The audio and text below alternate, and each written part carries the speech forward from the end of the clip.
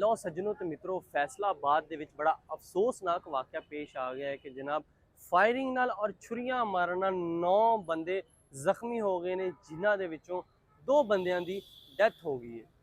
वाक़या कुछ जनाब इस तरह पेश आंदा है, जड़ांवाला दा इलाका है 66 जीम बे, जिदे विच जनाब दोस्तां दी छोटी जी तलख कलामी, छोटी जी तू इनू नहीं मिलना, तू इनू नहीं मिलना, तू इहदे कोल नहीं बहना, तू इहदे कोल नहीं खलोना, इस गल तो छोटी छोटी गल्लां दी वजह तो जनाब एक ग्रुप आंदा है जिहड़ा कि दोस्तां दा पहले दोस्त होंदे सीगे, उस तो बाद लड़ाई झगड़े तो बाद जनाब वो अलग हो जाते हैं।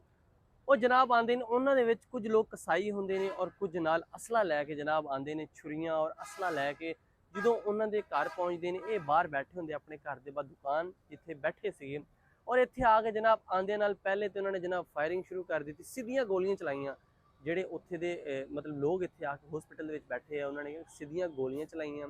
ਗੋਲੀਆਂ ਚਲਾਉਣ ਤੋਂ ਬਾਅਦ ਜਨਾਬ ਉਹਨਾਂ ਦੇ ਕੋਲ ਨਾਲ ਉਹ ਜਿਹੜੇ ਮਤਲਬ ਕਸਾਈਆਂ ਵਾਲੀਆਂ ਛੁਰੀਆਂ ਹੁੰਦੀਆਂ, ਛੁਰੀਆਂ ਵੀ ਵਾਰ ਕਰਨਾ, ਜਿਨ੍ਹਾਂ ਦੇ ਵਿੱਚੋਂ ਇੱਕ ਬੰਦਾ ਛੁਰੀਆਂ ਵਾਲਾ ਮਰ ਗਿਆ ਔਰ ਇੱਕ ਬੰਦਾ ਜਿਹਦੇ ਗੋਲੀਆਂ ਵੱਜੀਆਂ ਉਹ ਮਰ ਗਿਆ।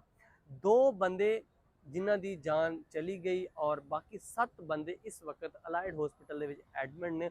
ਬਹੁਤ ਅਫਸੋਸ ਹੋਇਆ ਇਸ ਗੱਲ ਦਾ कि यार दोस्त आपस दे विच यारी निभांदे, प्यार मुहब्बत नाल रहंदे, लेकिन गल्लां इन्नी दूर किस तरह चले जांदियां ने। मतलब 9 बंदे जख्मी होए, जिन्हां दे विचों 2 बंदियां दी डेथ हो गई। पुलिस ने खैर कार्रवाई करदे होया वो मुलजम ते सारे दौड़ गए, उन्हां दे विचों हाले तक कोई फड़िया नहीं गया। उन्हां दे घर गए छापे छुपे मारे आ, हाले तक कोई मुलजम बाजियाब ना ही फड़िया गया और ना ही हाले तक कोई उन्हां दा पता वो कित्थे दौड़ गए ने। उन्होंने घर कार्रवाई की है, कोई समान समून वगैरह जो जानवर जुनवर वो तो लै गई पुलिस, लेकिन अफसोस की गल है जड़ियाँ 2 जाना चले गई उन्हों का कौन जिम्मेवारस होएगा, कौन लैके आएगा उन्होंने प्यारियां का भरा, कौन लैके आएगा उन्होंने माँ का लाल, कौन लैके आएगा वो बच्चों का प्यो। बहुत अफसोस होया इस गल का कि फैसलाबाद के आए रोज़ यहो जे वाक़या रोनमा हो रहे हैं कि बंदा सुन के एक बार रूह डर जाती है कि जनाब किहो जे वाक़या होंदे पे ने।